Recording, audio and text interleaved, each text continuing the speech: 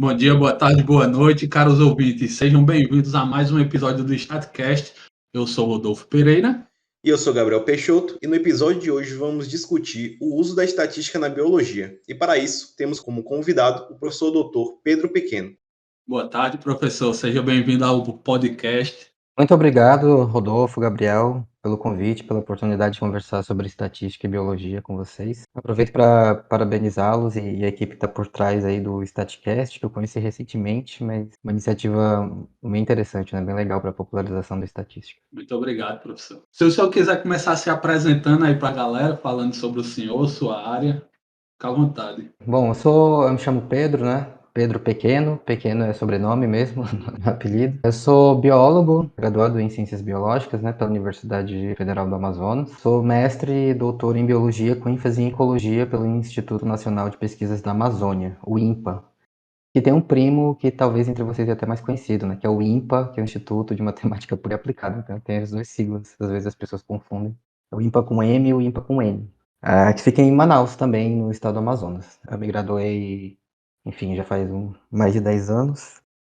E estou aí nessa vida acadêmica, trabalhando como pesquisador e também depois da pós-graduação, depois que eu fiz o mestrado, também como professor. E durante esse processo, cada vez mais me aproximei da estatística, né? Que a gente vai ter oportunidade de conversar aí, mas que tem muitas interfaces com a biologia, inclusive a história da estatística moderna, a história da biologia. Elas meio que se entrelaçam, né? Então, é isso. Para a gente começar, professor, o que foi que levou o senhor à área das ciências biológicas? Bom, por que ciências biológicas, né? Sempre fui muito curioso, assim, sobre o mundo em geral, né? Sobre, enfim, a natureza, e entender por que as coisas são como são. E a biologia faz parte disso, né? Curiosidade pelas plantas, pelos animais. Gostava de ficar observando o comportamento dos insetos, por exemplo, quando era criança. E também tive o privilégio, devo dizer, que os meus pais, né, me deram condições de investir nessa curiosidade, né? Por exemplo, quando eu era criança pequena, eles me davam livros, eu não sabia nem ler ainda, mas eu brincava com livros, né? Montava castelo, montava casa com livros, e aí depois isso foi criando a minha curiosidade para entender o que tinha nos livros. Então, assim, eu cresci cercado por livros. Meus pais tinham também esse hábito muito forte de leitura, então isso foi uma coisa que eles transmitiram para mim também. Mas é claro, não teria seguido por esse caminho se não tivesse um interesse próprio, né? E então eu sempre fui muito curioso por isso desde criança. E também teve uma coisa assim que é talvez um pouco simbólica, que quando eu era criança, lá no começo dos anos 90, tem um filme, né, muito famoso que é o Jurassic Park, que saiu em 1993, o filme dos dinossauros, inclusive tem agora uma franquia. E esse filme também ele foi de certa forma emblemático, eu acho, ele botou uma coisa na minha cabeça, porque na época foi uma coisa muito revolucionária, né? Tipo, os efeitos visuais eram muito realistas em comparação ao que tinha aparecido até então. E além da coisa, da figura dos dinossauros em si, o filme ele mostrava, ele dava um pouco para uma ideia assim para as pessoas como era a vida de alguém que estudava, de um cientista que estudava seres vivos, que estudava biologia, né? Então aparecia coisas lá, ele falava sobre engenharia genética, sobre clonagem, né? Todas essas coisas, eu acho que elas me aproximaram um pouco assim de ter uma noção mais concreta de como seria viver assim, ser uma pessoa que faz isso.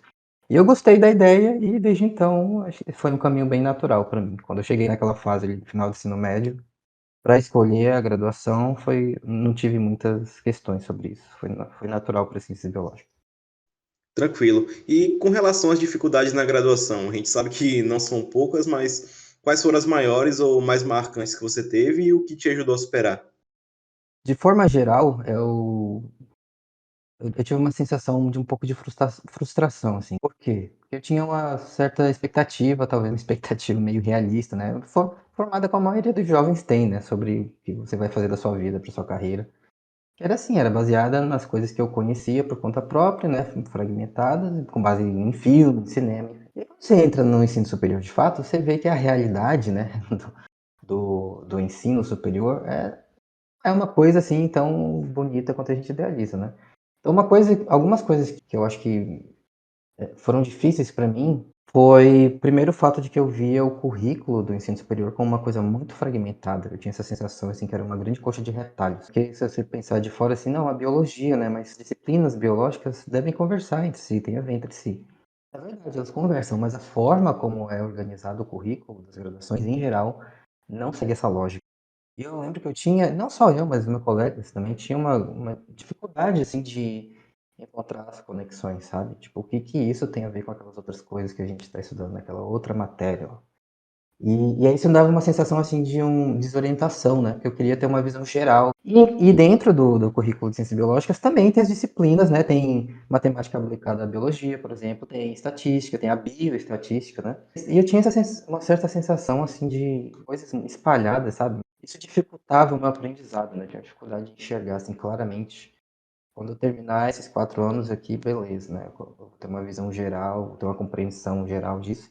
Eu não conseguia perceber isso. Eu acho que essa foi uma das dificuldades que eu tive. E claro, tem uma coisa que também é importante, é problemas com professores, né? Infelizmente, as nossas graduações, em geral, a gente sabe que os professores, enfim, eles são sobrecarregados com atividades burocráticas, tem a função do ensino, mas não é só ensino também, né? Tem outras, muitas, tantas coisas para fazer. Em geral, os professores do ensino superior não têm formação específica em docência para o ensino superior.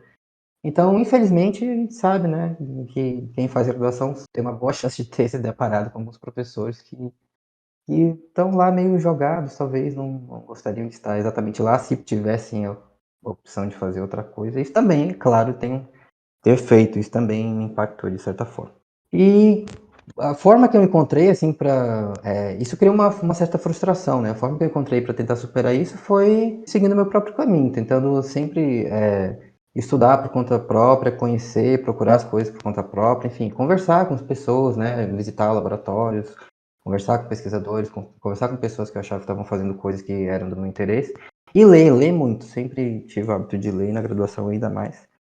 E foi nesse processo, assim, né, de buscar as coisas que eu fui tendo uma segurança maior de que, não, beleza, realmente é isso aqui que eu quero, mas a gente tem que resolver aí a graduação, tem que fazer as disciplinas, enfim. A gente sabe dessas dificuldades que tem a grade defasada, professores que já estão há muito tempo dentro de sala de aula e se tornou uma coisa monótona. Parece que eles perdem o gosto, aí isso afeta a qualidade do ensino, que muitas vezes já, não assim generalizando, mas tipo, tem professores que, apesar de terem um grande conhecimento, não sabem transmitir tão bem esse conhecimento por falta de conhecimento de metodologia, de didática. Infelizmente, isso é uma coisa que eu acho que todo graduando sofre bastante com isso. É um problema geral, né, não é só da biologia também, não é só da estatística, né. Como eu falei, né, não tem a formação para a docência não é uma exigência para você ingressar por concurso na universidade pública, por exemplo, né. E aí, enfim, o processo de seleção por si só, em parte, ele deveria dar conta disso, né? Mas como não tem essa exigência da formação, a gente sabe que tem muitas pessoas que dão aula porque o sistema impõe isso a elas. Se elas pudessem, e talvez seria até melhor, né? Porque se você é um pesquisador, você tem vocação para pesquisa, não, isso aqui é uma coisa que eu faço muito bem, então talvez é melhor você realmente, né, investir toda essa energia na pesquisa e deixa a docência, deixa o ensino para quem quer, gosta, ou enfim, sabe dar aula, ou se sente motivado fazendo isso. Fez uma reorganização da divisão de tarefas aí, poder. Infelizmente, o Brasil não conta com essa divisão de atividades como outros países, né? Exatamente. Em outros países você faz tanto concurso para ser pesquisador como para ser professor. E eu acho que isso dá todo um diferencial, porque quem estiver ali na sala de aula vai estar lá porque quer de verdade e tudo mais. Eu acho que seria um caminho interessante, né, mas quem sabe no futuro. Complicado. Quem sabe, né? Vamos torcer aí. A gente sempre entra num curso, às vezes motivado por um colega, um familiar, e lá dentro a gente descobre mais pessoas que são influentes, que você gosta. Quem foi as pessoas que influenciou em toda a carreira do senhor, desde familiares a pessoas profissionais da área? Com relação à minha família, ninguém me induziu, assim, diretamente, até porque ninguém era dessa área, né, ninguém é das ciências biológicas, né, foi da minha geração em diante que, caso apareceram alguns biólogos, eu sou um deles. Minha irmã também é bióloga e também tenho 2 primos biólogos, né, foi uma coisa, assim, bem ninguém acertou nada, só aconteceu. Mas meus pais nunca falaram, não, vai para esse caminho aqui. Mas eles sempre me deram a oportunidade, assim, me deram as condições, né, de, enfim, de ter estudado e sempre me incentivando a ler, a expressar minha curiosidade da forma que eu achasse melhor. Então, eu considero que isso foi uma influência positiva, né, embora eles não tivessem direcionado, mas deram a oportunidade de fazer essa escolha. E depois que eu entrei no ensino superior, com certeza teve pessoas importantes, tanto na graduação quanto na pós-graduação, que me motivaram bastante, que me inspiraram de alguma forma. E, em particular, os professores que eu tive nesse caminho das ciências biológicas, professores de estatística que eu tive, que eu acho que foram alguns dos que mais me motivaram até. Foi com eles assim que eu tive uma compreensão, aquela coisa que eu falei, né, que eu vi muito coxa de retalho, o currículo, né, muita coisa espalhada assim, meio sem conversar muito entre si.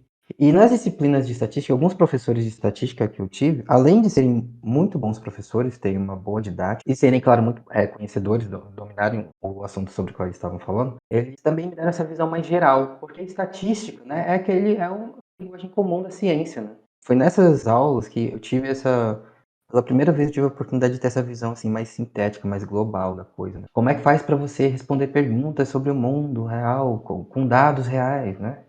E aí a estatística entra como uma forma de te auxiliar nisso, mas aí você pode investigar questões biológicas, mas não só questões biológicas, questões sobre o que você quiser. Eu acho que foi a partir desse momento aí, eles tiveram uma influência muito forte, tanto na minha motivação para continuar na própria biologia, mas também despertar esse interesse já pensando mais para o lado da própria estatística. Tanto aplicada à biologia, mas na estatística em geral também. Muito bom saber disso. Aqui também a gente conta com ótimos professores, professores que têm esse cuidado de estar motivando a gente. Alguns não, né, mas é, nada é perfeito. Mas a gente conta com bons professores que motivam, que ajudam aquela galera que tem uma condição pior. Eles sempre estão ali procurando aluno para dar uma bolsa. Pô, vamos desenvolver um PIBIC, algo do tipo, para dar aquela moral. É sempre importante destacar isso, porque dentro da faculdade não é só estar estudando, tem toda a questão psicológica também, e esse contato dos professores dessa forma com os alunos, muitas vezes, pode salvar uma graduação. A motivação, né, que a pessoa tem para continuar, a gente sabe que existe uma taxa de evasão extremamente alta, né, no ensino brasileiro, no ensino básico e no ensino superior também. Você entra com turma de dezenas de alunos, né, e aí forma 10, tem curso que forma 5, forma 2, forma 1. Em parte, isso as pessoas vão se desmotivando ao longo do caminho. E eu mesmo me desmotivei, como eu falei, né. No primeiro ano, eu lembro que no final do primeiro ano da graduação, eu estava bem desmotivado. Eu cheguei a considerar a possibilidade de sair, ou de desistir ou de trocar de curso, talvez para outra graduação, nada a ver com a biologia, assim, outra coisa. Eu cheguei a pensar nisso, mas aí, enfim, passou um tempo, né, meditando melhor sobre isso. Não, isso aqui eu gosto, né? Essa dificuldade, assim, com a forma como o ensino, o sistema é organizado, mas não é que eu não gosto da biologia. Eu gosto da biologia, então eu vou investir nela e aí eu fui seguindo até completar. Mas isso faz muita diferença, né? E infelizmente nem todo mundo tem a oportunidade de encontrar essas pessoas que são um divisor de água na sua vida, assim, que realmente mostra, não, é isso aqui que você consegue, você gosta, você é bom nisso, você vai seguir. Eu dei essa sorte, né? Mas eu tenho colegas que não deram essa sorte, pelo contrário. Infelizmente, existe essas pessoas que, sei lá, se acham superior por estar onde estão e querem desmotivar o resto. Acho que talvez até medo, né, de ser superado, algo do tipo. Pode ter, em alguns casos, uma certa arrogância da pessoa mesmo, né? Mas também acho que, em alguns casos, também é um reflexo do que essas mesmas pessoas passaram, sabe? Na própria formação delas. Porque muitas dessas pessoas também passaram por isso, né? Essa pressão muito forte, uma cobrança assim, exagerada que acaba afetando a sua saúde mental, né? E te desmotivando. Foram extremamente exigidas, talvez, da forma errada, né? Mas elas sobreviveram, de certa forma, né? E chegaram nesses postos hoje, né? Então, esses postos assim, de liderança. E aí tem uma galera que pensa que, não, se eu passei por isso, todo mundo tem que passar também, né? Já ouvi algumas pessoas falarem isso literalmente. Na minha época não sei como, né? Então vocês vão ter que fazer também. Quando, na verdade, é porque estava errado, né? Não era pra ser assim. Não tem por que ser assim agora também, né? E voltando um pouco mais para ti, quais foram os fatores que você considera que é de mais destaque em sua carreira profissional? Bom, destaque na minha carreira profissional, o meu principal interesse foi a pesquisa, né? Durante o tempo que eu passei na graduação, que eu fui conhecendo melhor a biologia. Quando eu entrei na biologia, já tinha muito essa coisa de fazer pesquisa em mente, era o que mais me chamava a atenção. E então a pesquisa, eu acho que é a principal coisa que me chamou para a biologia. Mas uma vez que eu entrei, principalmente depois que eu passei pela pós-graduação, eu também comecei a me interessar bastante pelo ensino na graduação, motivado por essa experiência não tão boa assim que eu achava que eu tinha tido, né? Em vários momentos eu ficava pensando, mas talvez isso aqui podia ser melhor, isso podia ser feito de outra forma melhor. Então eu levei comigo essa ideia da graduação e quando eu cheguei na pós, que aí chegou a minha vez, né? Depois que eu passei pela pós-graduação, naturalmente você vai indo para esses cargos de docência. Você pega uma bolsa de pós-graduação, né? Se você está no doutorado, por exemplo, dependendo da bolsa que você tem, faz parte da demanda da bolsa, né? Das agências financiadoras principais do Brasil, da CAPES, né, por exemplo, você tem que dar aula, né? Ou dependendo do curso em si de pós-graduação que você está, você tem que dar aula para cumprir os créditos. Então você meio que é empurrado para essa experiência. Mas eu não fui empurrado, na verdade, eu fui realmente querendo ir. E aí eu me identifiquei, eu descobri nesse processo que era uma coisa que eu também gostava de fazer. Eu me identifiquei com o ensino e a partir daí eu comecei, né, a investir também nisso, né? Comecei a estudar mais a fundo, enfim, fazer uma formação pessoal, né, na área da docência, porque eu sempre percebi a importância disso, né? Bom, como isso tinha me afetado durante a graduação, então tem uma forma de fazer melhor. Atualmente, coisas mais importantes da minha carreira profissional são a pesquisa que eu continuo fazendo, mas também o ensino, né? E desde que eu terminei o mestrado, que foi, enfim, já faz mais ou menos uma década também, desde então eu tenho dado aula. Principalmente, né, para pessoal de ciências biológicas, ciências ambientais, de áreas afins, né, engenheiros florestais, por exemplo, mas principalmente de estatística para essa galera. E sabendo da formação do senhor e suas experiências, o senhor ainda continua com interesse na mesma área? O senhor pensa em mudar, pesquisar mais sobre outras? Como é que está aí o pensamento? A minha formação como pesquisador mesmo na pós-graduação foi em ecologia, né? Então a maior parte da pesquisa que eu desenvolvi, que eu continuo desenvolvendo, é em ecologia, né? Ecologia, assim, né, para citar as pessoas que não têm tanta familiaridade, ecologia é uma parte da biologia que investiga relações entre organismos e o seu ambiente, né? Ou seja, uma coisa extremamente geral. Está pensando em interações entre seres vivos no ambiente natural, mas também não só ambiente natural, em ambientes afetados por nós, seres humanos. Inclusive como nós interagimos, né, com o ambiente ao nosso redor, que efeitos nós temos sobre o ambiente e como esse ambiente nos influencia de volta. Aí, enfim, e as pessoas estão vendo atualmente cada vez mais na mídia, nos jornais, né, aparecendo notícias sobre isso, mudança climática, desmatamento, então, e todas essas coisas têm consequências, né? Pandemia, né, uma doença possivelmente transmitida que chegou nos seres humanos a partir de animais selvagens por causa dessa tendência que a gente tem de desmatar e invadir espaços ocupados por outras espécies que carregam coisas, inclusive vírus, que a gente não conhece e não tem imunidade nenhuma para isso. Então, é uma coisa muito geral, né, muito complexa. Então, a ecologia em si já envolve uma série de coisas, né? Você precisa de muito conhecimento de geologia, de estatística, né? A própria estatística tem pessoal que segue pela ecologia tem geralmente uma formação pesada em estatística também. Enfim, é uma síntese de uma série de disciplinas. E a pesquisa que eu tenho feito principalmente nessa área, né? Investigando interações entre organismo e ambiente, causas de distribuição espacial dos organismos, por que algum lugar tem mais, um outro lugar tem menos. Por que alguns locais têm uma diversidade maior de espécies de organismos, por exemplo, e em outros lugares tem menos? E aí, com base nessas informações, a gente vai entendendo melhor. E a ideia é continuar, pelo menos no futuro próximo, continuar nessa linha. A gente tem, com certeza, como o senhor falou, tem visto aí muito impacto em cima do clima global. Por que é que o senhor acha que a galera vai contra o resultado de estudo, não liga para resultado? Porque, tipo, tem muito cientista grande aí por aqui, no meio do mundo, dizendo que a gente está caminhando para uma situação que vai se tornar bem complicada para nós mesmos, tipo, e a galera não liga. A gente pode imaginar algumas possíveis causas para isso, mas tem uma que, para mim, é de longe a principal, porque a gente tem evidência, né, para isso, que é a deseducação, né? A gente sabe que o ensino básico no nosso país é péssimo. E não é só no nosso país, é na maioria dos países do mundo. Mesmo países desenvolvidos, né? Tipo os Estados Unidos, que é a maior economia do mundo ainda, né? Tem um sistema de educação básica que é um dos piores entre os países desenvolvidos. E E a educação básica é uma coisa que faz parte da formação da mentalidade das pessoas numa fase crítica, né? Que é quando a gente está crescendo, infância, quando a gente está formando valores, está formando ideias, visões de mundo, né? E uma dessas visões de mundo é a visão da ciência, né? É o valor que você dá para a ciência, a importância que você dá para a evidência em oposição à especulação, ao achismo, a preconceitos, por exemplo. Então, se isso não é uma coisa que é muito bem plantada e valorizada na infância, eu acho que é inevitável, né? O resultado mais provável é isso, é quando as pessoas ficarem adultas, tanto faz quem está falando, né? Tanto faz qual a evidência, quantas pesquisas, não interessa. Né? Isso não tem valor, né, por si só. A pessoa não aprendeu a valorizar isso, a evidência acima de especulação, né, das nossas opiniões vagas.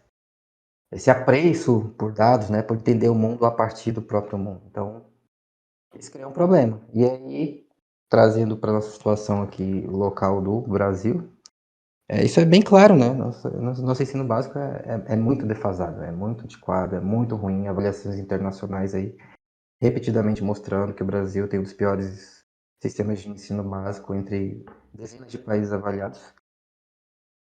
Com todo esse problema da defasagem do ensino básico e a falta de valorização da ciência que a gente tem no país, e sobretudo nessa fase de formação, né, na infância, na juventude, eu acho que o resultado provável disso tudo é isso que a gente está vendo agora, né?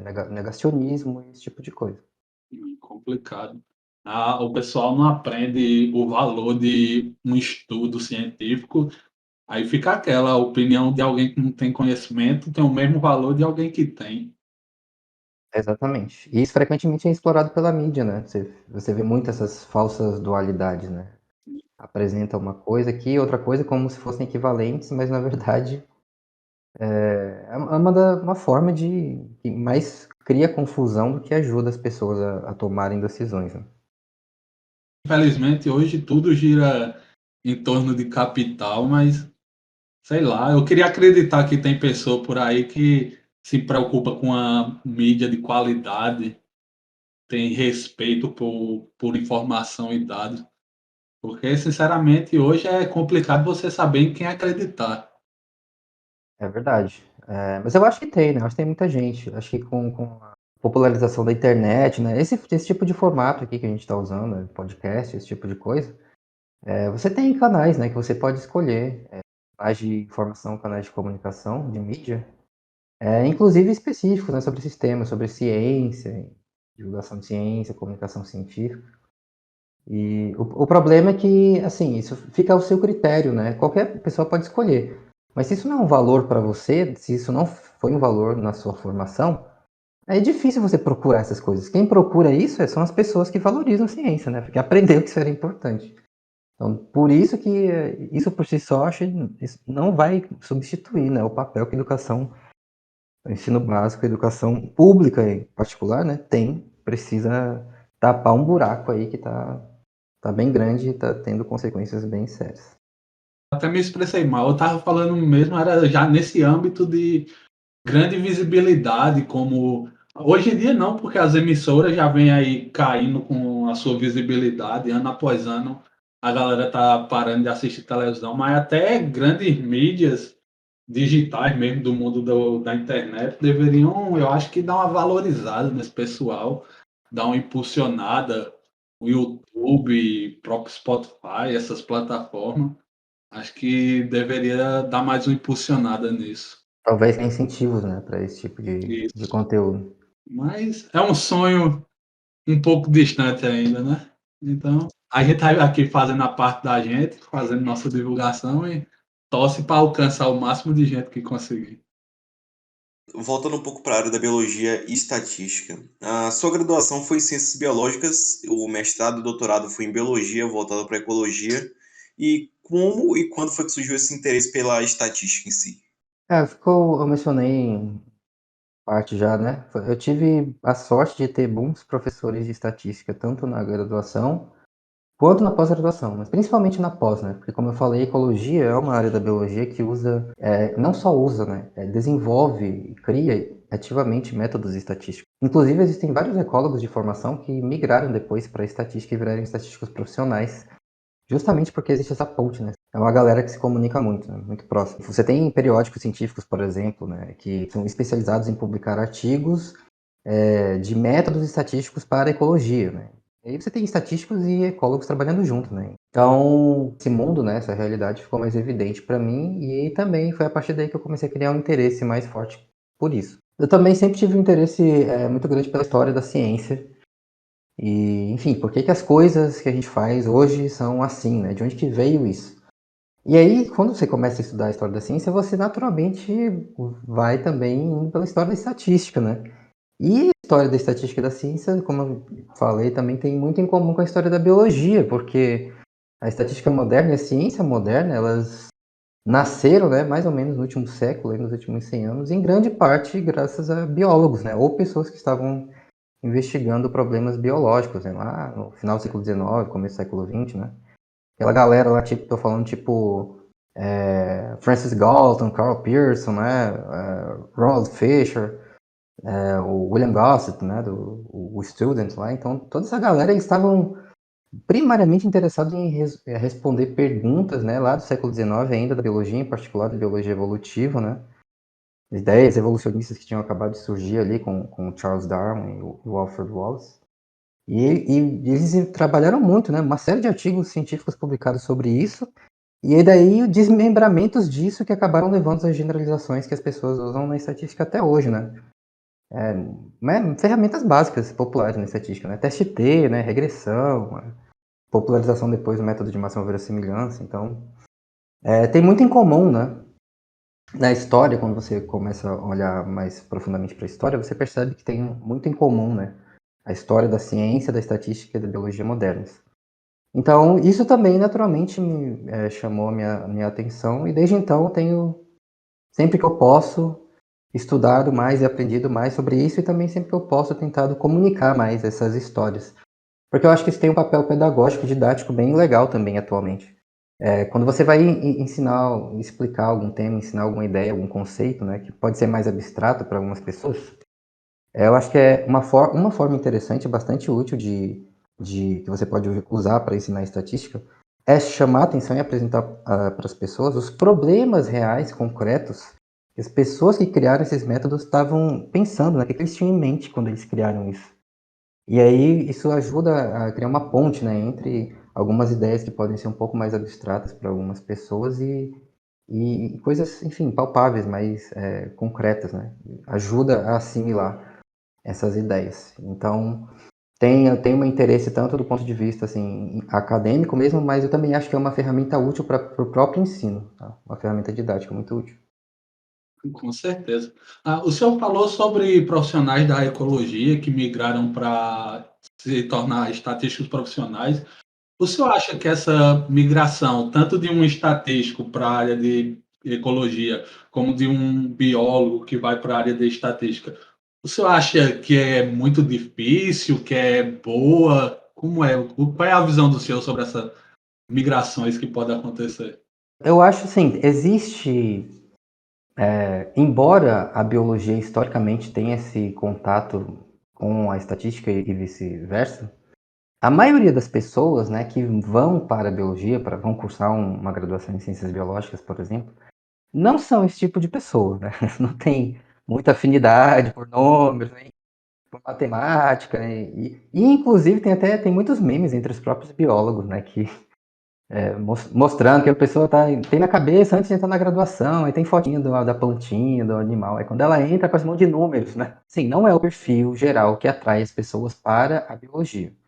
Porém, tem duas coisas. Tem aquelas pessoas que não são atraídas por isso, mas ao descobrirem esse mundo, elas se sentem atraídas, elas acham interessante, e elas têm essa tendência natural, né? Por exemplo, eu sou uma dessas pessoas. Não fui atraído por isso, mas uma vez que conheci, passei a me interessar. E também tem o oposto também pode acontecer, né? Tem gente que vai da biologia e migra para estatística, mas da estatística também e migra para biologia, geralmente na procura, né, de uma área específica de atuação, né? Eu quero algum tipo de problema que eu quero ajudar a resolver. E aí o estatístico profissional, né, ele encontra na biologia um campo fértil para desenvolver uma série de coisas para responder uma série de questões.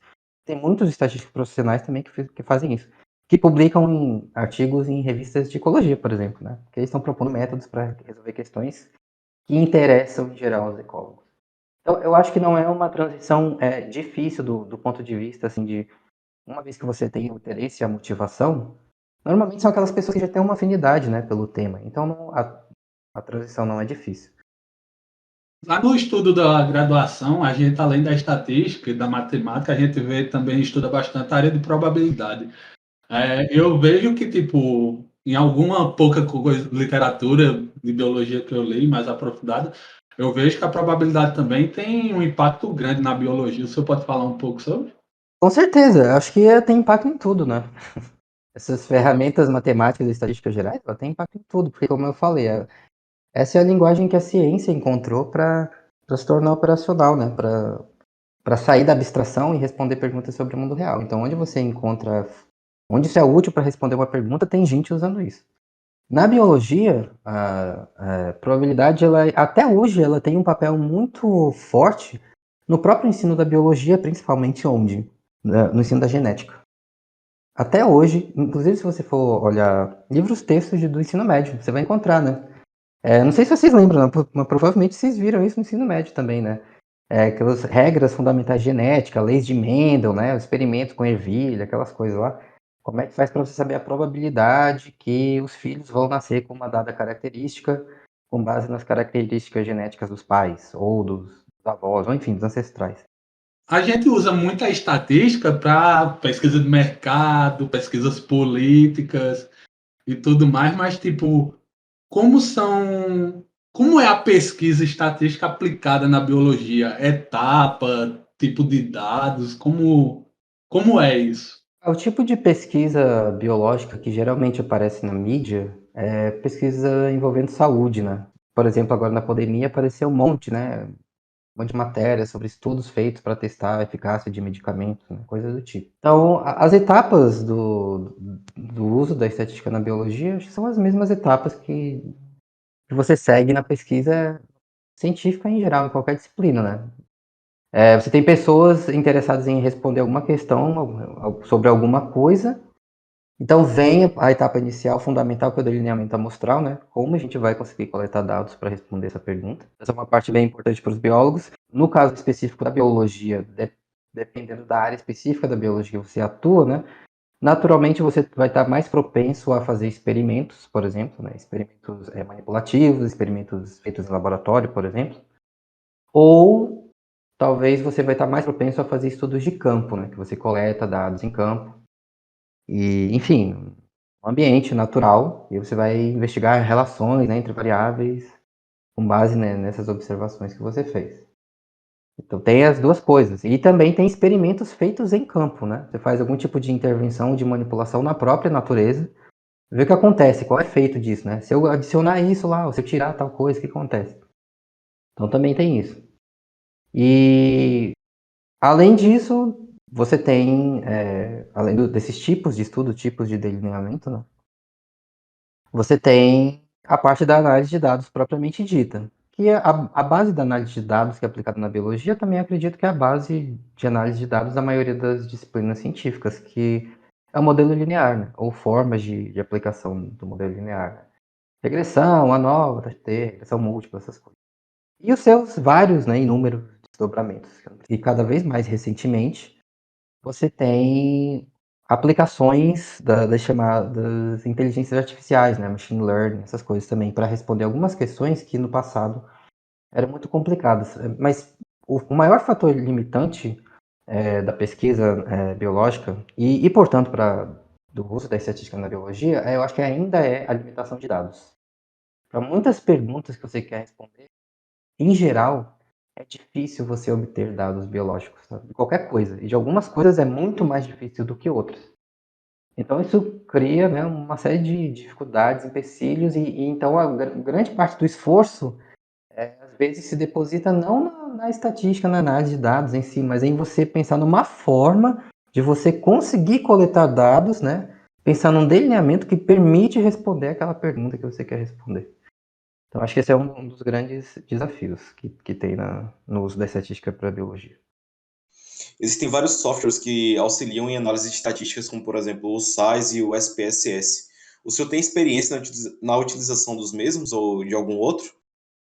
O principal software que eu uso para análise de dados e para processamento de dados é o R, né? É uma das linguagens de programação mais populares no meio acadêmico atualmente também.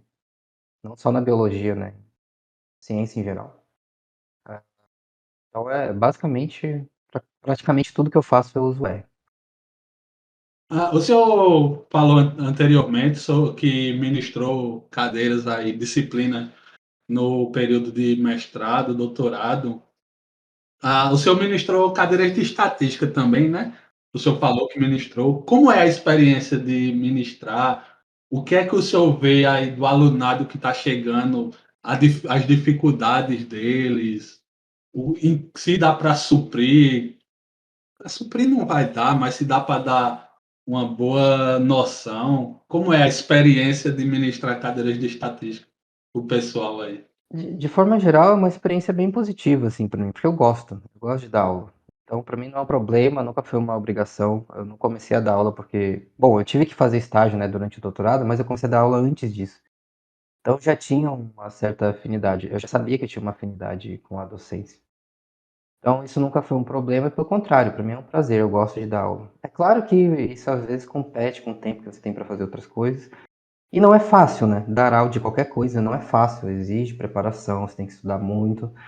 Você precisa lidar com os problemas do mundo real, né? Que no caso é com pessoas, os problemas que as pessoas têm, os alunos têm quando eles estão chegando lá.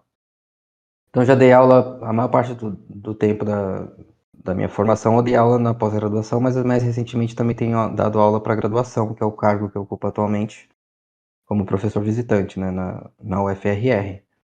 E, e tem uma série de dificuldades, uma série de complicações. Na graduação é, em geral, mais difícil que na pós, né? Porque as pessoas estão vindo no ensino médio, né?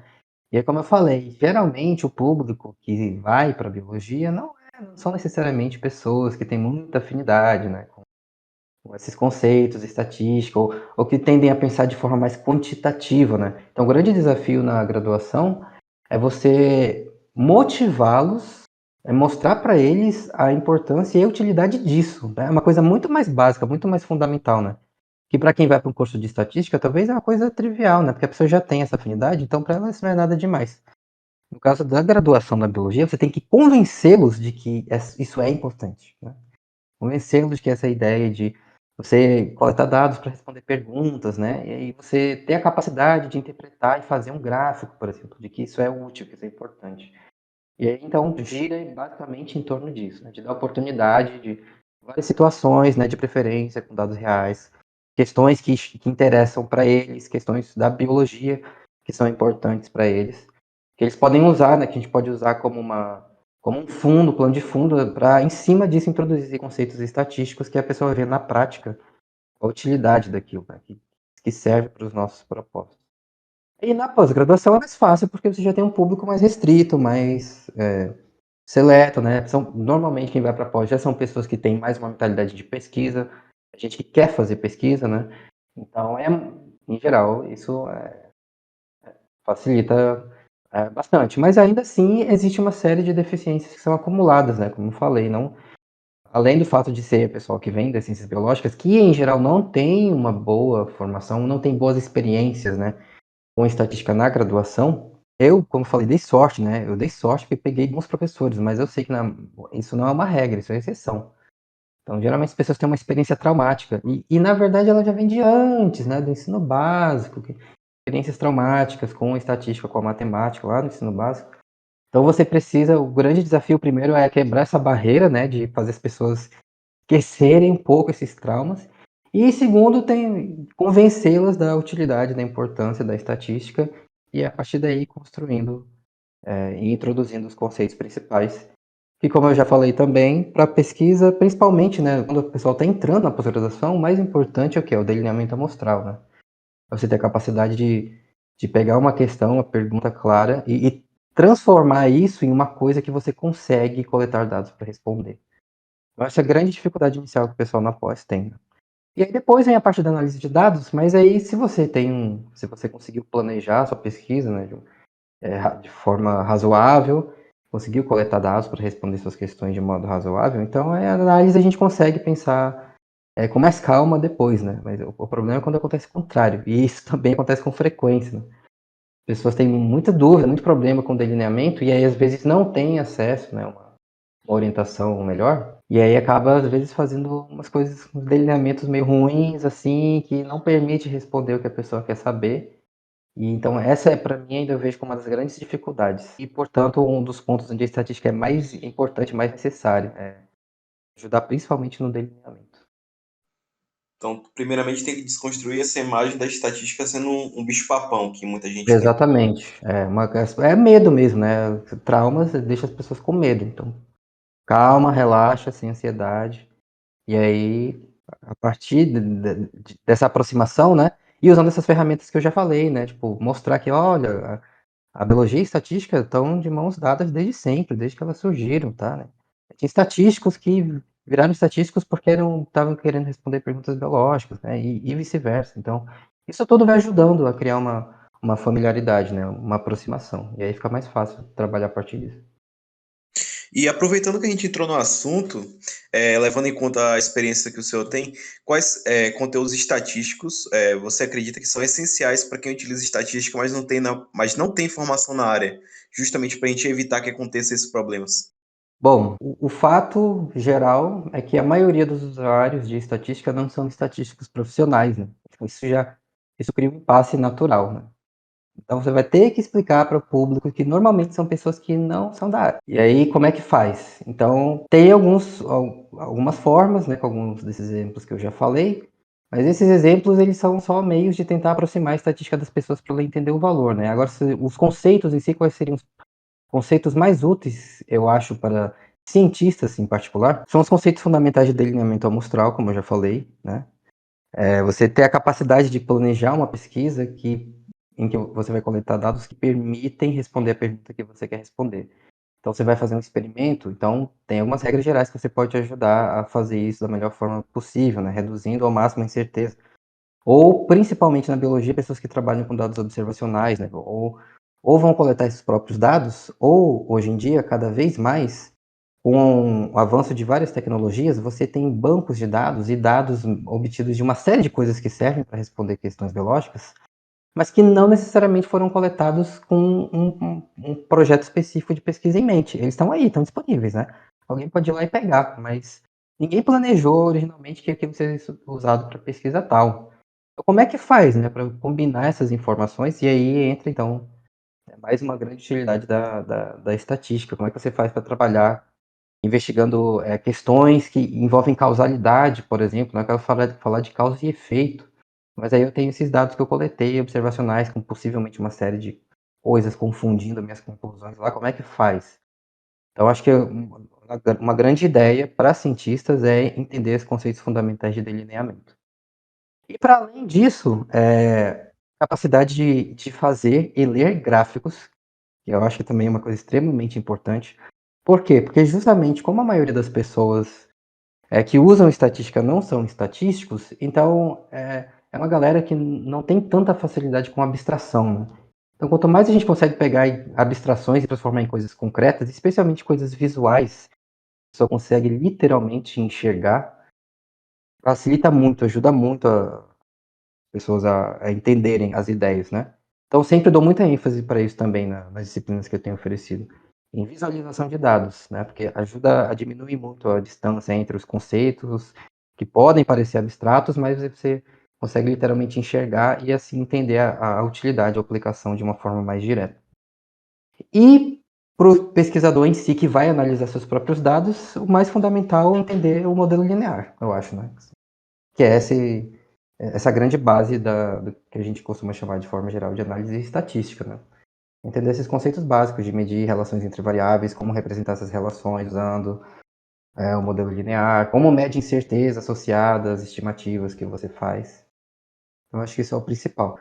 Isso pensando no público acadêmico, né? Sim, basicamente cientistas ou pessoas que vão desenvolver projetos de pesquisa científica. Mesmo que não seja, a pessoa não está pensando numa carreira, né? Não vou ser um cientista de carreira, mas se você está na pós-graduação, você invariavelmente vai fazer pesquisa, então você vai fazer ciência, né? Então a maioria dos cientistas, na verdade, não são os cientistas de carreira mesmo, né, que é professor universitário, são alunos de pós. Então essas ideias são muito importantes para eles. Mas saindo da academia, indo para o público geral, eu também acho que existe uma grande necessidade de popularizar essa habilidade básica de ler e interpretar gráficos, né? Porque isso aparece o tempo todo para qualquer pessoa, para cidadãos leigos em geral. E as pessoas tomam decisões com base nisso, né? Tomam decisões individuais e decisões sobre a sociedade também. Então, acho que essa é uma ideia simples, mas tão útil que valeria a pena se ela tivesse uma atenção maior, tanto na graduação quanto no ensino básico, na escola básica das pessoas, né? Dois pontos que eu vou destacar dessa fala magnífica do senhor. Primeiramente, destacar também assim a literatura, né? A leitura é uma coisa extremamente importante.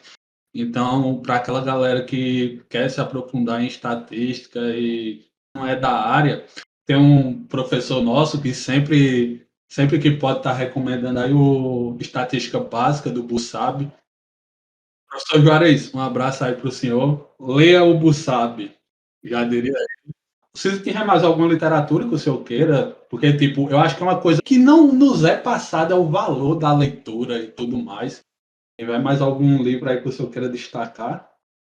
Sempre recomendo para as pessoas que querem uma introdução à estatística que não tem formação em estatística, eu recomendo um livro chamado Estatística sem Matemática. Justamente um livro que pensa nessas pessoas que foram traumatizadas de alguma forma.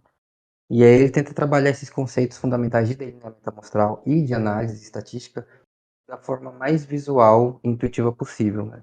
Com base em gráficos.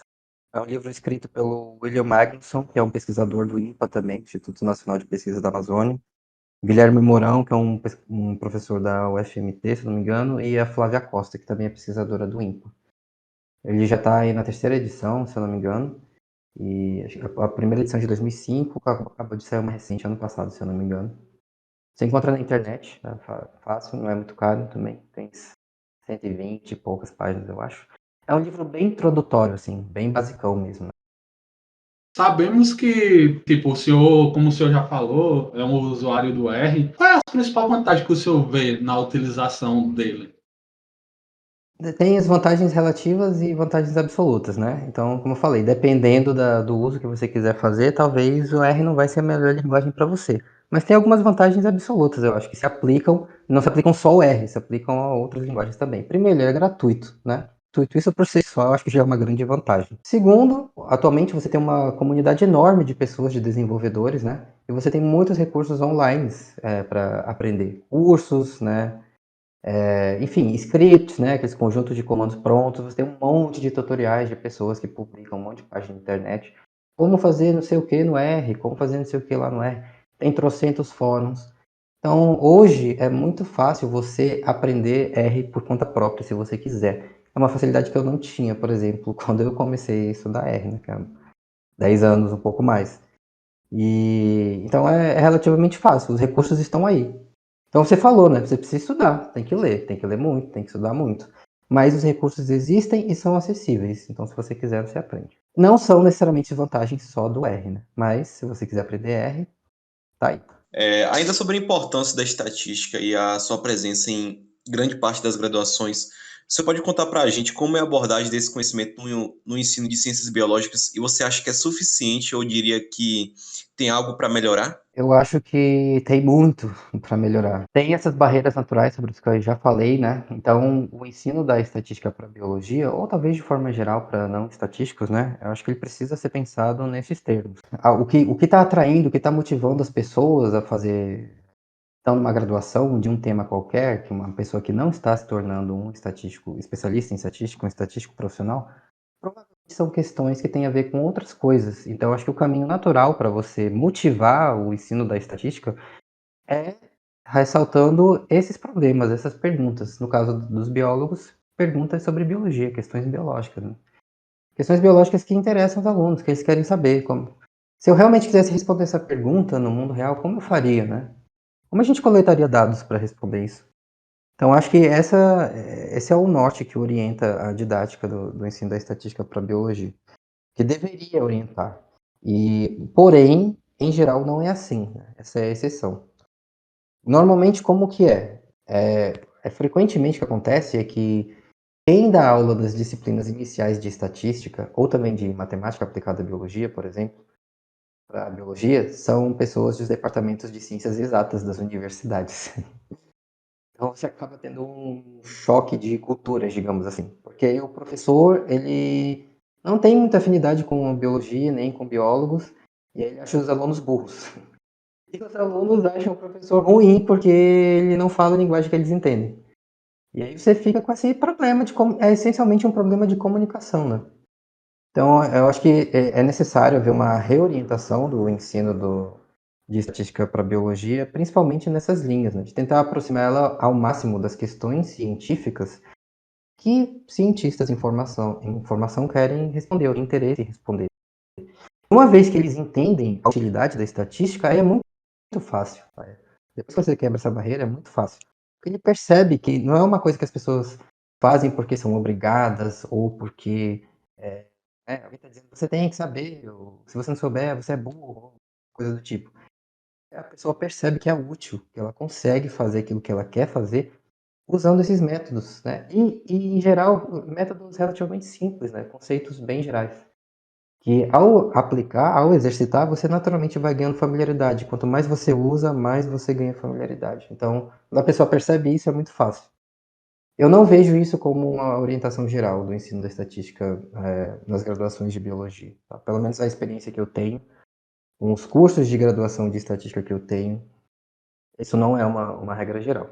Eu acho que seria uma coisa importante para se pensar no futuro, né? Alguma reorganização nesse sentido. Acho que uma coisa que é como o senhor disse, uma coisa que atrapalha é essa falta de comunicação, mas é porque a gente, no caso da gente, a galera, nós temos a universidade tem graduação em ciências biológicas também, e eu já escutei diversas vezes o relato dos alunos de biologia que é difícil esse contato entre eles e o professor, porque é duas dinâmicas de pensamento bem diferentes. Vem aquele pensamento também. Eu acho que é uma coisa até que eu tenho dúvida, porque eu acho que uma coisa que não é tão discutida é como trabalhar o ensino da estatística para outras cadeiras. Assim, eu boto a principal culpa no nosso caso aqui, na falta de profissionais mesmo, porque infelizmente o concurso aí tá uma coisa bem difícil. As universidades vêm aí sendo atacadas há bastante tempo, cada vez aí sofrendo mais. Alô, governador, solta uns concursos aí, tá precisando de professor. Mas eu acho que existe também até por parte de alguns professores essa mentalidade de quer aprender estatística, se esforça muito aí, porque eu não vou maneirar. Eu acho que tem isso, eu acho que precisava dessa sensibilidade também, de saber que a galera não vem de um percurso matemático e tudo mais, a galera não vai ter umas cadeiras de cálculo ali, umas cadeiras de probabilidade para estar entendendo. Eu acho que falta bastante sensibilidade também por parte dos professores de estatística. Eu concordo. Eu acho que é basicamente isso. Isso faz parte da formação do professor, né? Então, para mudar isso, tem que revisar as licenciaturas, né? A forma como os nossos professores são formados. É um problema geral, eu acho até. Não é só um problema de professor de estatística, né? Problema da formação dos professores em geral, mas que, nesse caso em particular, se manifesta dessa forma, né? Problema grave de comunicação. Então, se a comunicação não funciona, não tem como esperar que o resultado vai ser muito bom. Aí o que acontece é que as pessoas, né, naturalmente, né, lá na turma de não sei quantas dezenas de alunos de biologia, é natural que vai ter algumas pessoas que têm uma afinidade maior por isso, né, como foi o meu caso, por exemplo. Aí, para essas pessoas, ele se vira, né? Como você falou, né? A pessoa eu não vou maneirar para ninguém. Então, beleza, alguns vão se virar. Só que a maioria não vai, né? Aí é isso que complica. É complicado. O negócio é apelar aí para um bom bate-papo com os professores. A gente sabe que muitas vezes o professor tem professores, né, não generalizando, porque, como eu já disse no começo, tem profissionais maravilhosos. Toda universidade vai ter aqueles profissionais que são de ouro, Só que, infelizmente, o contrário também existe, né? Tem professor que não, mesmo se você tentar um diálogo para explicar, não vai adiantar muita coisa. E conversando também com uns amigos que eu tenho na biologia aqui, no nosso caso da UEPB, eu até me assustei, pô, porque você vê que bioestatística lá para eles vai de descritiva até inferência. Então você pega uma cadeira dessa e um semestre para alguém que não tem base, vamos dizer assim, preparatória para pagar isso, é muito pesado mesmo.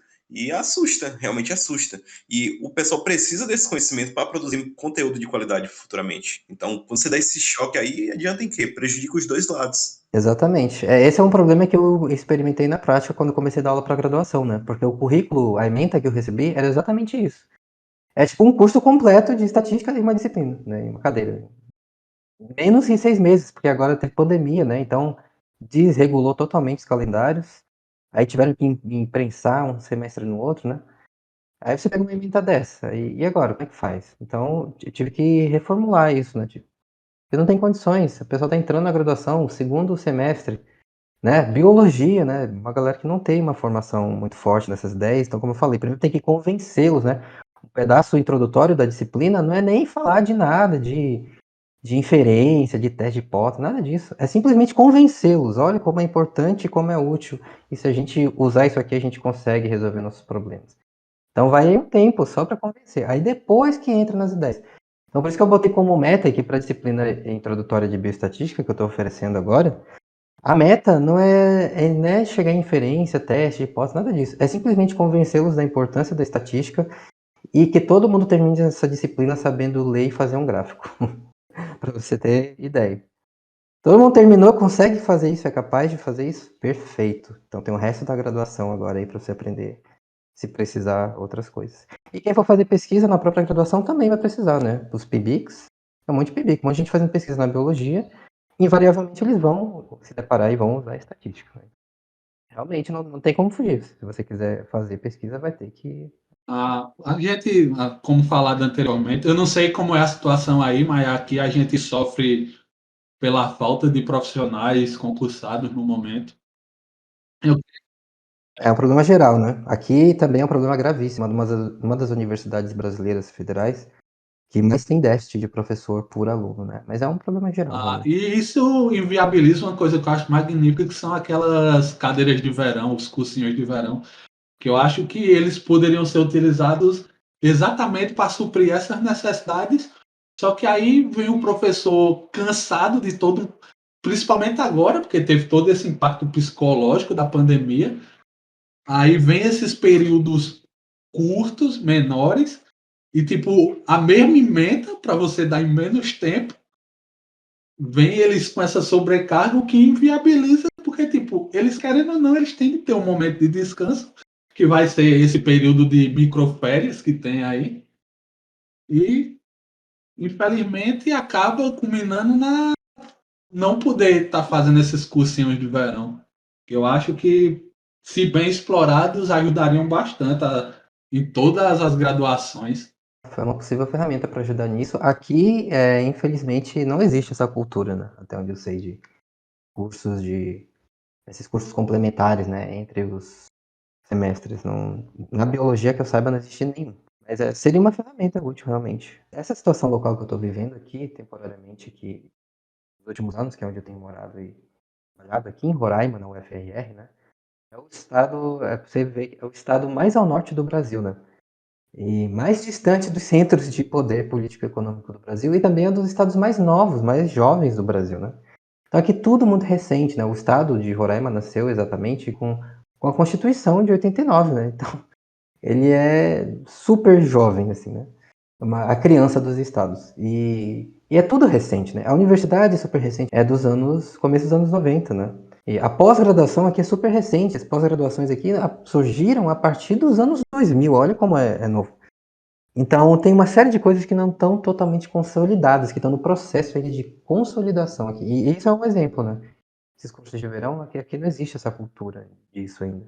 Uma coisa que eu também eu acho que deveria existir, a Paraíba hoje conta com 3 grandes universidades públicas, que é a UFPB, a UFCG e a UEPB. E uma coisa que eu não vejo é parceria entre as universidades.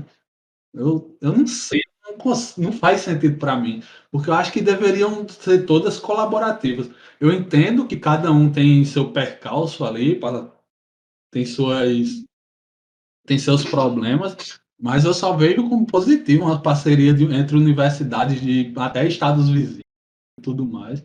Isso é uma coisa que eu consigo perceber aqui, né? Aqui tem uma universidade federal, a UFRR, e tem uma universidade estadual também, a UER.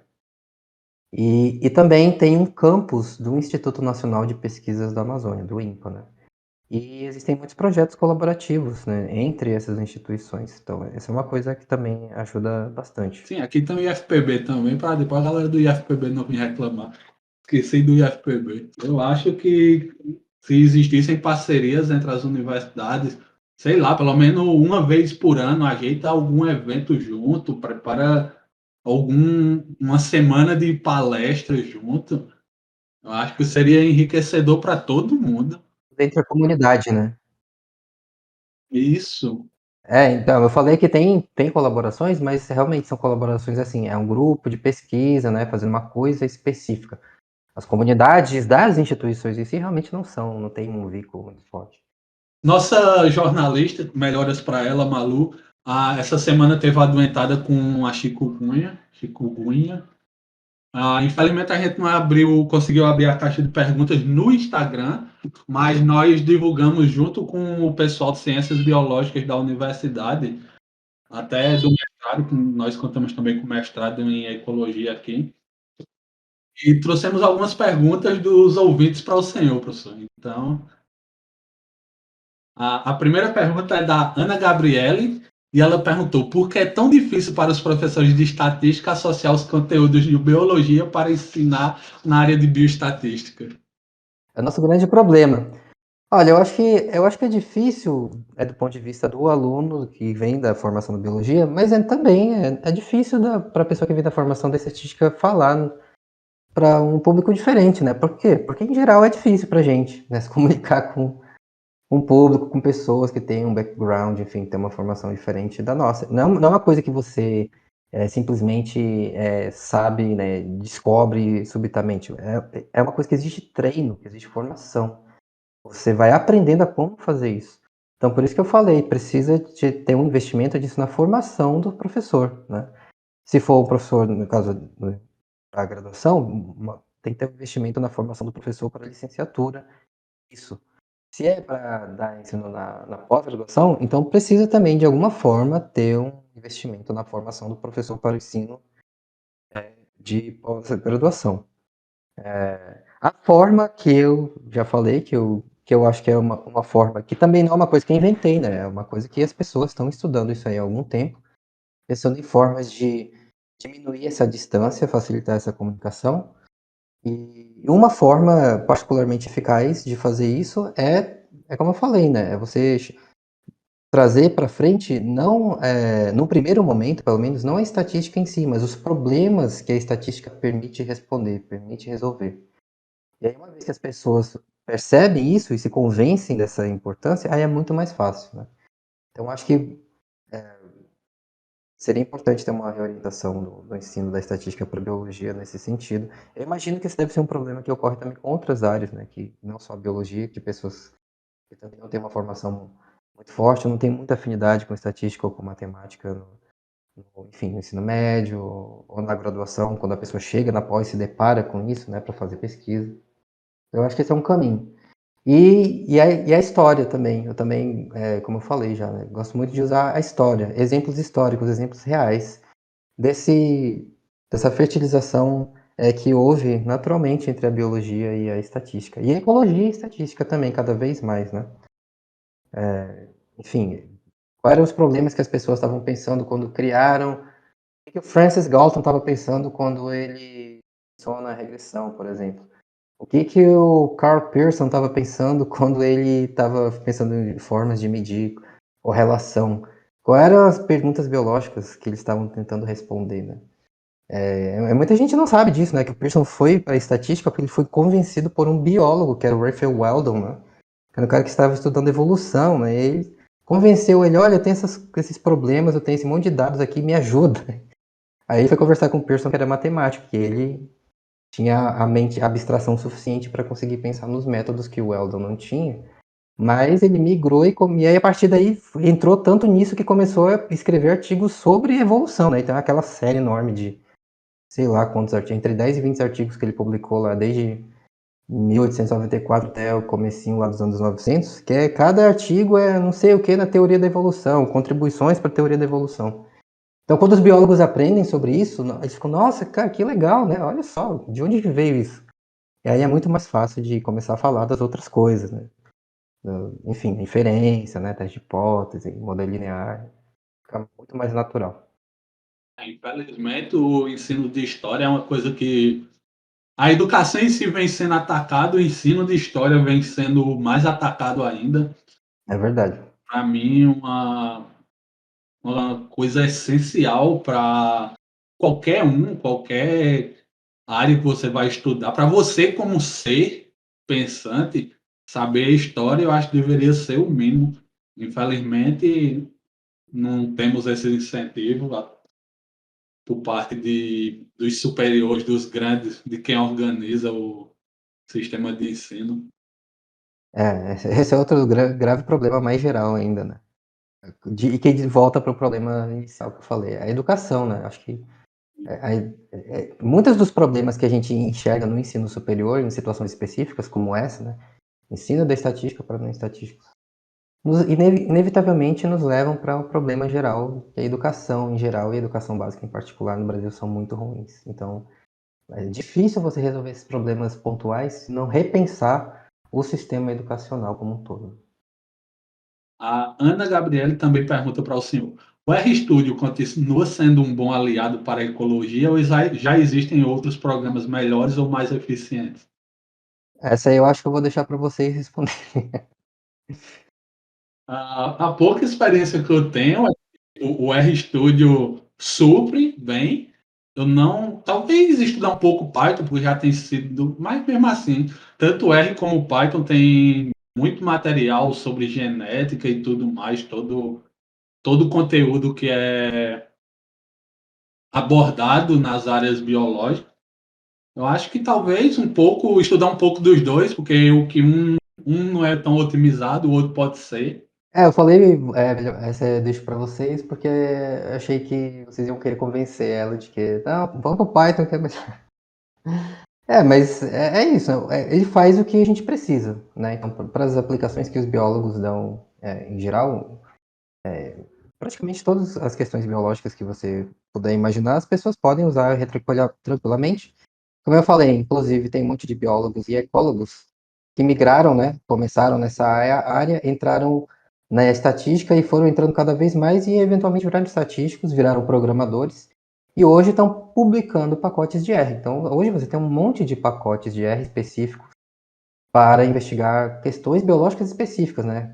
Tem um monte de pacote de genética, tem um monte de pacotes específicos de métodos para ecologia, e para biologia evolutiva, e enfim, e você tem uma comunidade enorme de desenvolvedores que dão suporte para isso. Então, supre muito bem. Assim, tem outro que supre melhor? Eu não sei dizer se supre melhor. Eu acho difícil algum que supre melhor.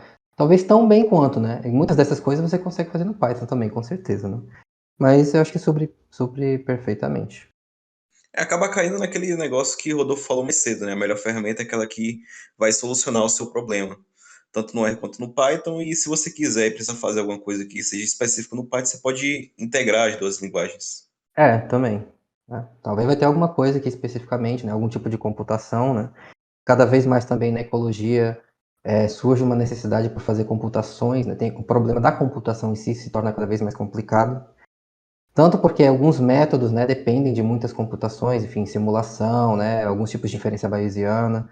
O pessoal que estuda especificamente uma área da biologia, que é a filogenética, são pessoas que tentam reconstruir o parentesco evolutivo entre espécies, né, de seres vivos. Quem é mais parente de quem, né, e como que um determinado grupo de organismos foi se diversificando ao longo do tempo, especiando, como os biólogos falam. Para você conseguir fazer isso, né, O resultado disso é o quê? É uma filogenia, que nada mais é que um dendrograma, né? É um tipo de dendrograma. E uma espécie de análise de grupamento, né? Baseada em dados genéticos, normalmente, dados moleculares. Você conseguir fazer isso, né, utilizando a informação que a gente tem hoje, dados genéticos extremamente numerosos, né, sequenciamento de DNA que gera uma pilha enorme de dados, um volume enorme de dados.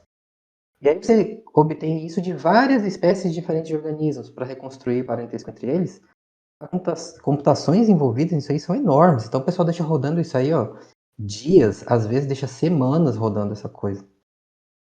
Então, dependendo, né, da aplicação específica, talvez você vai encontrar uma ferramenta que faz esse tipo específico de computação melhor ou mais rápido, né? O Caio perguntou como é que a estatística estipula eventos que não aconteceram. Por exemplo, quantas pessoas não teriam morrido se a vacina tivesse sido liberada mais cedo? Bom, acho que tem várias formas de você tentar responder essa pergunta, né?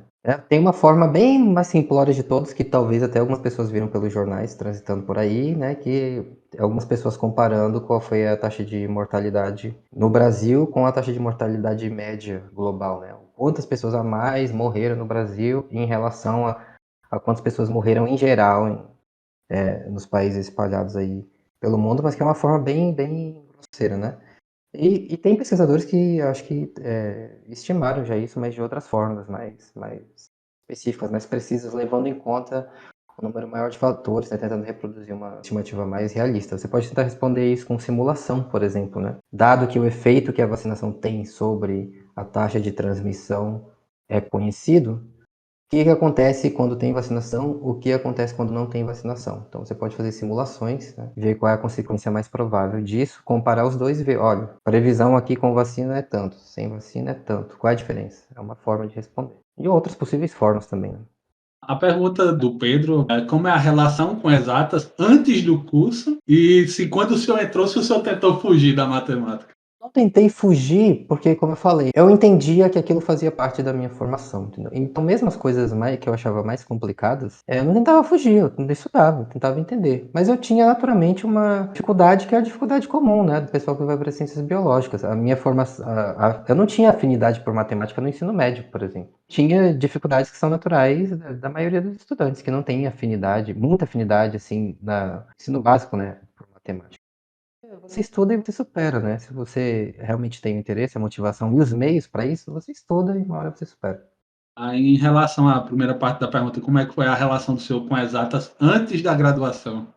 Não tive grande afinidade com matemática quando eu estava no ensino médio, né? No ensino básico, nem no ensino fundamental. Então não era dos melhores de matemática na minha turma, mas também não era dos piores, estava no meio, estava na média. E eu também sentia no ensino básico o mesmo problema que eu vejo que existe com o problema do ensino da estatística no ensino superior, eu acho que também é em grande parte o problema que existe no ensino da matemática no ensino básico, que é essa desconexão que ainda existe com muita frequência entre conceitos de matemática que são extremamente úteis para as pessoas, mas que são apresentados de uma forma tão descolada da realidade que a maioria dos alunos não percebe isso, né? E quando você não percebe a utilidade de uma coisa, é muito difícil você se concentrar, você se motivar a estudar aquilo. Então eu fui sofrendo as consequências disso com vários dos meus colegas também, né? Um monte de coisa lá que você é apresentado e você não consegue entender realmente, mas para que serve isso? E aí quando cheguei na graduação e na pós, aí eu percebi. Aí ficou claro para mim, tá, então, tipo, mas não teria sido muito mais fácil se quando eu tive aula sobre isso lá no ensino básico, né? Se isso já tivesse sido deixado claro, sim, teria sido muito mais fácil. Então acho que é uma barreira do ensino básico também que precisa ser superada. E o Onofre perguntou aqui também quais são as técnicas estatísticas mais utilizadas nas pesquisas da área de biologia. De longe é o modelo linear de suas derivações, né? Regressão, ANOVA, teste T. E mais recentemente, cada vez mais, as pessoas estão usando cada vez mais modelos estatísticos cada vez mais, como posso falar, personalizados, né? Situações muito específicas. Na ecologia está ficando cada vez mais comum, né? Então você tem enfim, um modelo estatístico cada vez mais sofisticados para responder algumas perguntas, né? Modelos estatísticos envolvendo variáveis latentes, né? Tipo, análise de caminhos ou modelos de equações estruturais, essas coisas estão ficando, nos últimos 10 anos, têm ficado cada vez mais populares. Isso tudo gera, tem uma conversa entre a biologia e a estatística há muito tempo, mas também tem uma conversa entre a biologia e outras áreas que também usam pesadamente estatística, tipo economia, por exemplo, né? Então, nos últimos anos, tem tido uma certa conversa, assim, né? Economistas e biólogos. Porque são ciências, né? E métodos estatísticos servem para responder perguntas científicas. Então, tem algumas coisas da economia que os biólogos estão olhando cada vez mais. Olha, isso aqui dá para usar na biologia também, e vice-versa. Então, sempre tem uma troca, assim. Mas, de longe, para a maioria das perguntas que as pessoas fazem, é o modelo linear. Tá? Regressão e versões de regressão. A Dayana perguntou: de que forma a estatística pode contribuir para uma pesquisa voltada à distribuição geográfica de uma determinada espécie de plantas? Essa é uma das principais questões dos ecólogos, né? Uma das principais perguntas dos ecólogos é o que influencia a distribuição dos organismos no espaço e no tempo? O que causa a distribuição? Por que alguns locais têm mais, outros têm menos? E quais são as consequências disso? Então, grande parte da pesquisa ecológica é baseada nisso, entender o que determina a distribuição de um grupo particular de organismos. E a ecologia, quando normalmente os ecólogos tendem a estudar extensões espaciais assim mais locais, localizadas, né? Uma área relativamente menor. Menor quanto? Tipo, alguns quilômetros, algumas dezenas de quilômetros.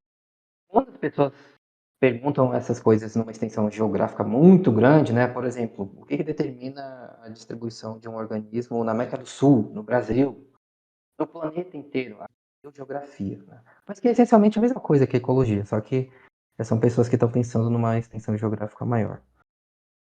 Então essa é uma questão fundamental, né? E aí, normalmente, como que isso é feito? Você precisa pensar no delineamento, né? Primeiro você tem que determinar que grupo de organismo você vai investigar.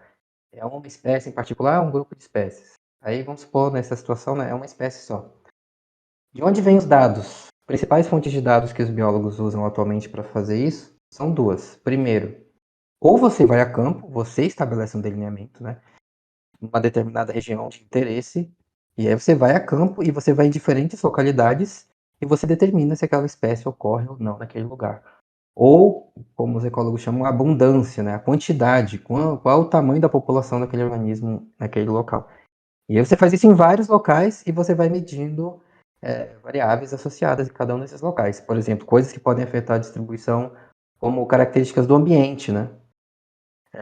Enfim, tipo de solo, o clima, né? Características da vegetação, enfim.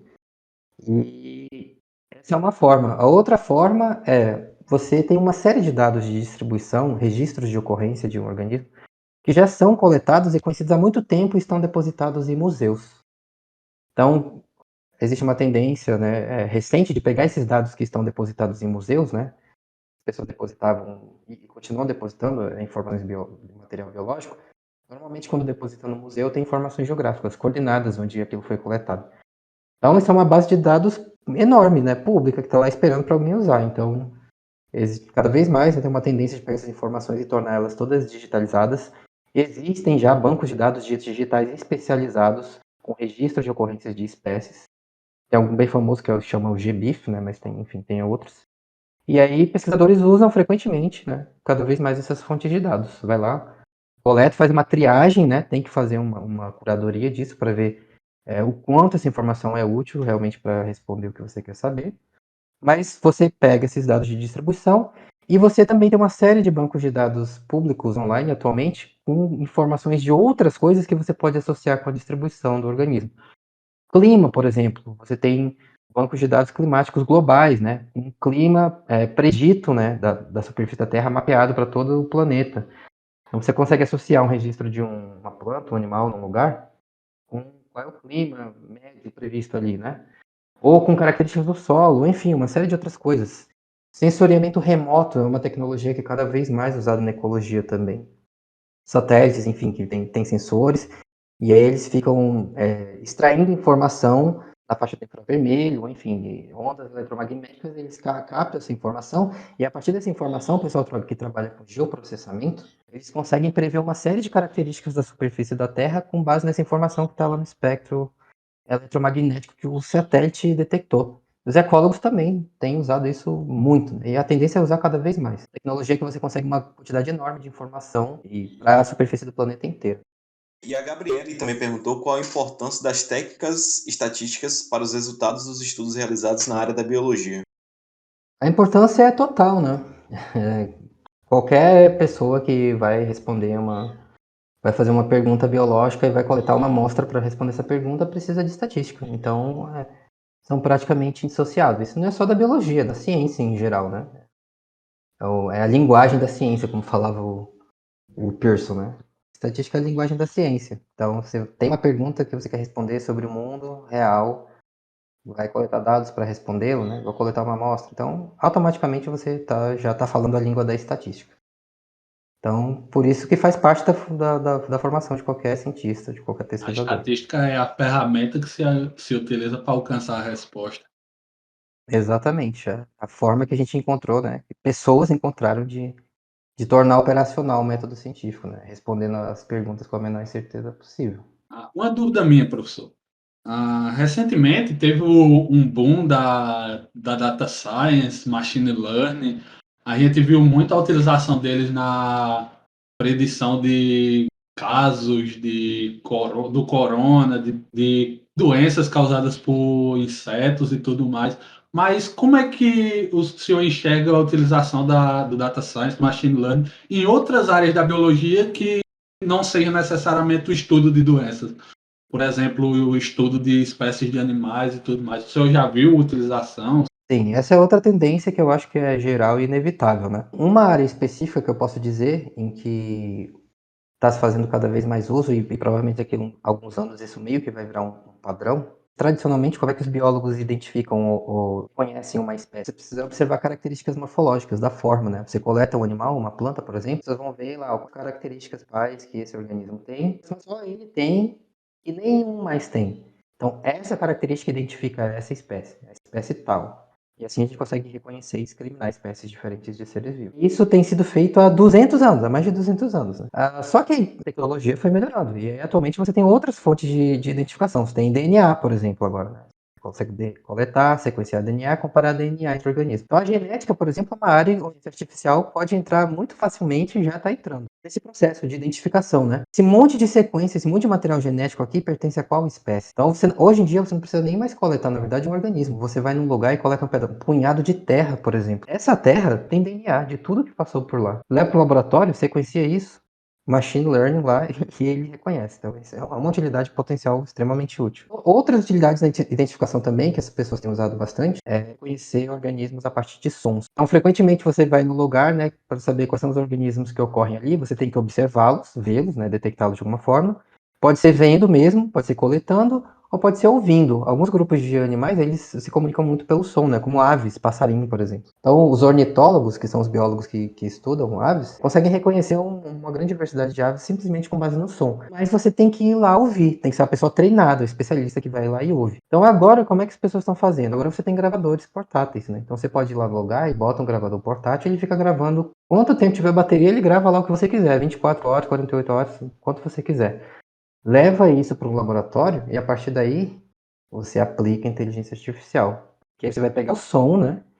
Você vai associar características da onda de som, né? Que chama de sonograma, com a identidade de um organismo em particular. Então você pode utilizar o som para prever qual é a espécie. E aí você não precisa mais de pessoas, né? Para fazer isso. A pessoa não vai mais ter que ir lá identificar. Agora você precisa de pessoas treinadas para aplicar o método, né? A técnica, a inteligência artificial para ser capaz de reconhecer que som pertence a qual espécie e aplicar um algoritmo lá para fazer essa previsão.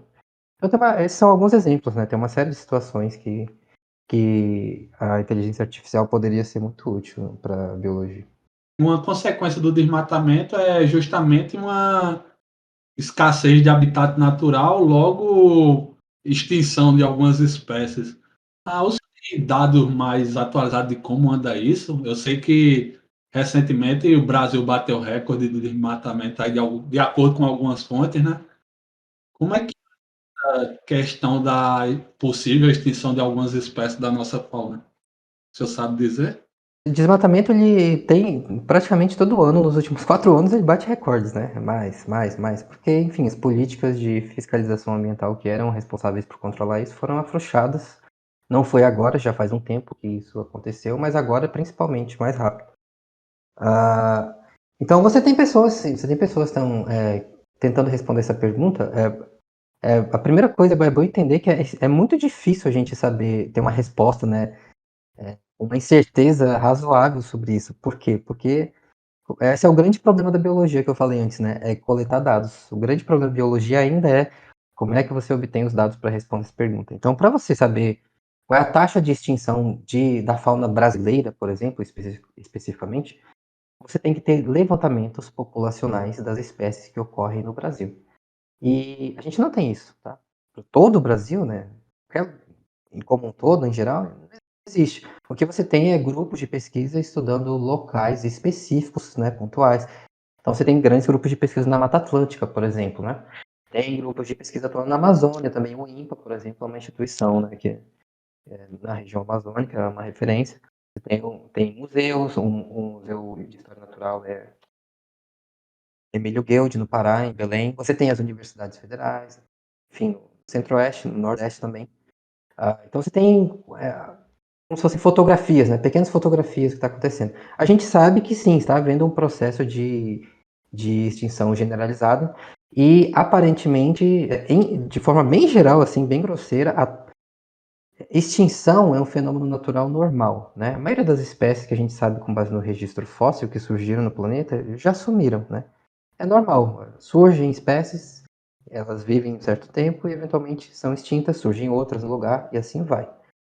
O problema é que atualmente a taxa de extinção ela é muito mais rápida do que essa taxa de extinção natural. Então, com base na informação disponível que a gente tem, principalmente de registro fóssil, tem pessoas que estimam que a taxa atual de extinção que a gente está vendo, no último século principalmente, né, é em torno de 100 vezes maior do que a taxa de extinção de fundo, que chama, né, que seria aquela taxa de extinção natural que deveria acontecer de qualquer jeito, sem intervenção humana nenhuma.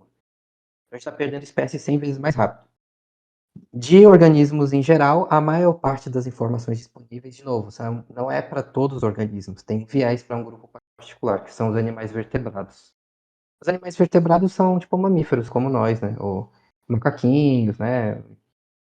Enfim,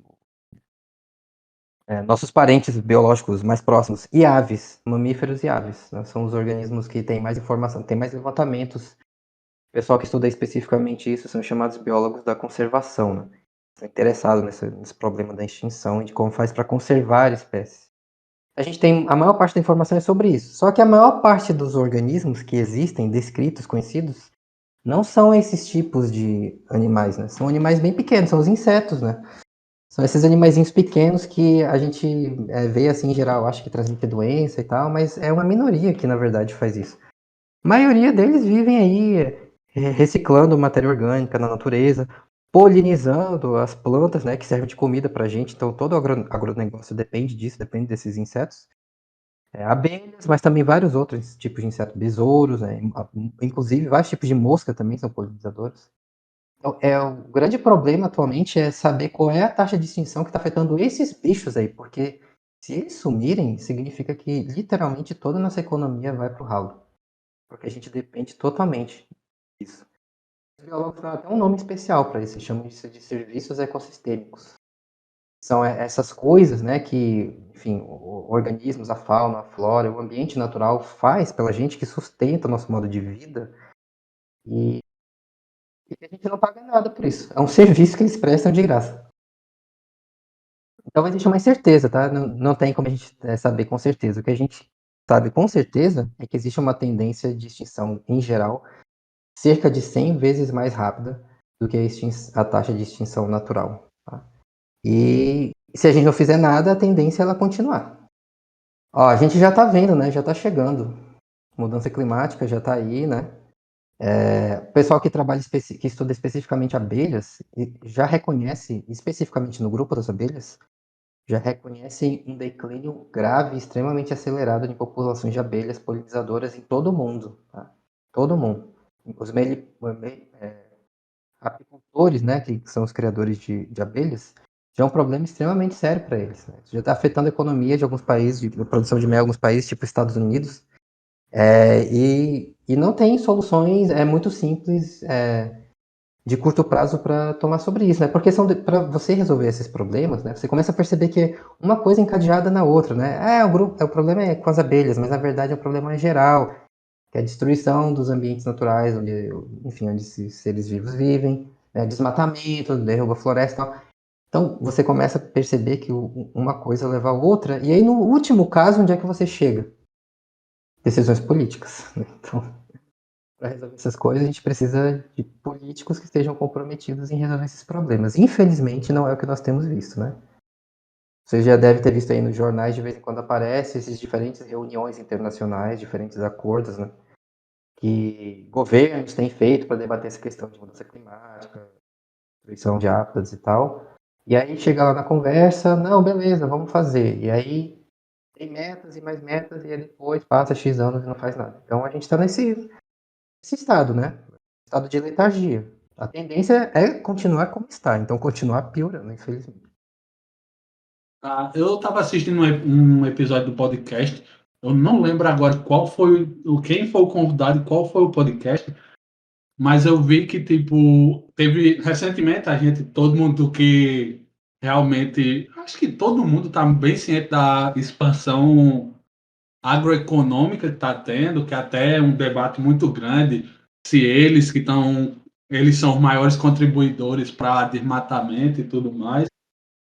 E uma pergunta que me chamou bastante a atenção foi: a expansão desenfreada do agronegócio pode culminar na destruição do próprio agronegócio por destruir habitat de insetos que são polinizadores e tudo mais?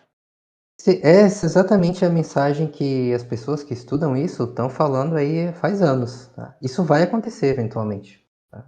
É inevitável, né? Você tem uma retroalimentação, né? O agronegócio desmata. O modelo atual de agronegócio, né? Ele não necessariamente precisa fazer isso. Mas o modelo atual é esse. Vai desmatando, desmatando, desmatando. O desmatamento tem implicações. Uma delas é acabar com os polinizadores, enfim. Acabar com chuva, né? Você derruba a vegetação.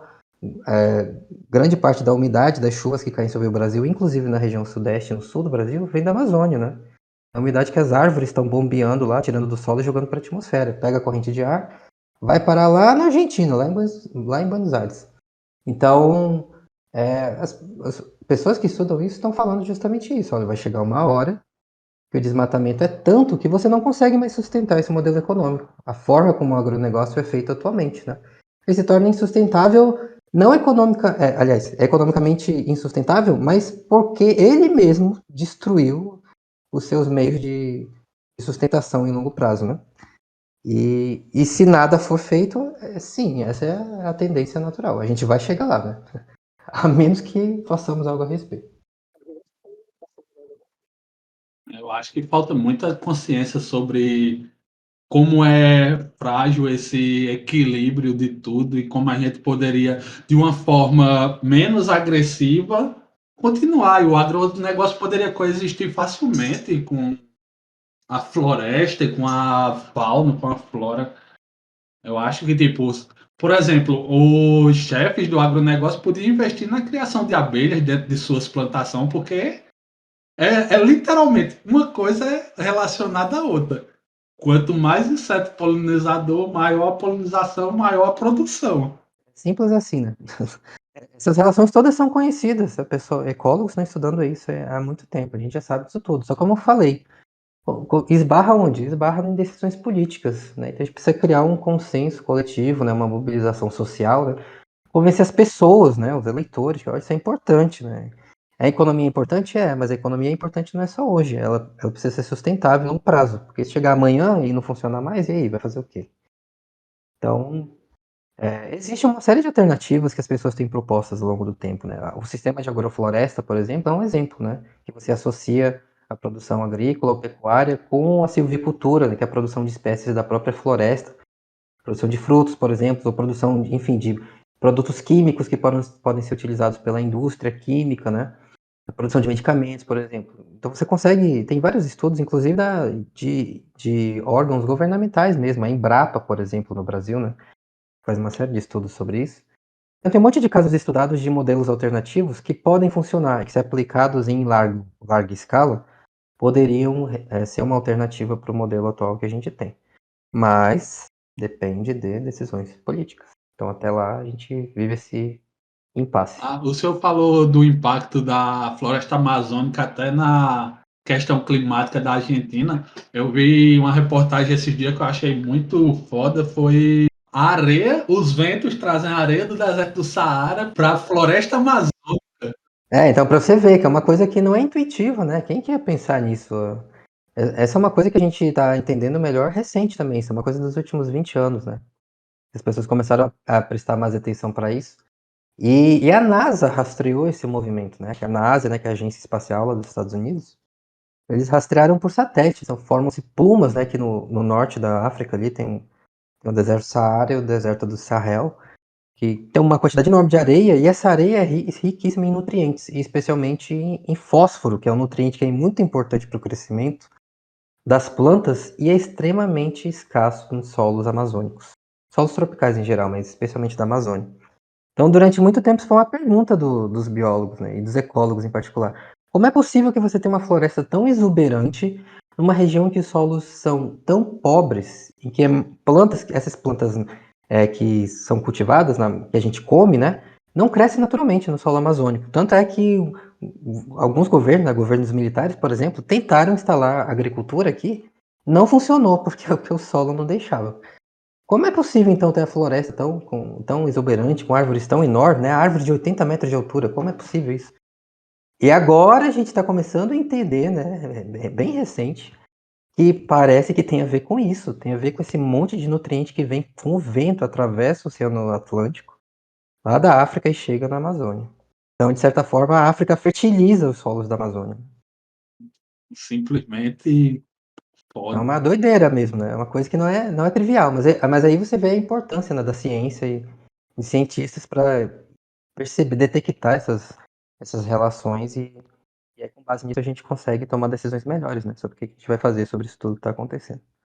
E enquanto aqui a gente segue com essa política de desmatamento e tudo mais, a África, ela segue no contrário. Eu não sei se você ouviu recentemente a Muralha Verde, que, se eu não me engano, foi 8 ou 12 países de lá se juntaram para.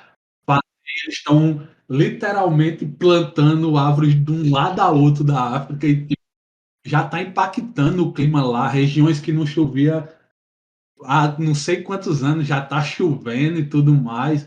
E o governo de lá criou tipo uma classe de emprego que é para as pessoas que moram perto ficar cuidando da floresta. Eu não sei muitos detalhes sobre isso, porque eu não li muito a respeito, mas eu sei que existia esse projeto, né? Que essa ideia de fazer um cinturão, né? Porque eles também estavam lá sob risco de desertificação, né?